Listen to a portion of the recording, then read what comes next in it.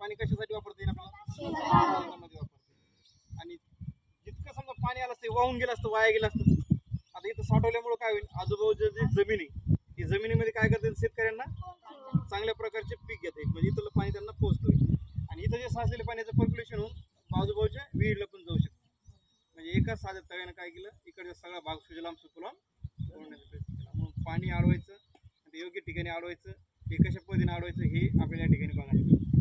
याचबरोबर समजा आपल्याला पाण्याबद्दल कविता असते, तर पाण्याबद्दलची कविता असेल तर आपण प्रत्यक्षात या ठिकाणी पाणी नावाचा घटक या ठिकाणी बघितलं की तो कशा पद्धतीने एकत्र येतो आणि हे पाणी साठवणं किती महत्त्वाचं आहे. कारण पाण्याची पातळी किती झाली जगामध्ये आता, अत्यंत कमी झालेली आहे. त्यामध्येही जर पाणी असेल ते खारट प्रकारचं आहे जास्तीत जास्त, पण हे पाणी कसं या ठिकाणचं पावसाचं पडलेलं शुद्ध आणि पिण्यायोग्य पाणी, शुद्ध आणि पिण्यायोग्य पाण्याचं प्रमाण फक्त 2 ते 2.5%.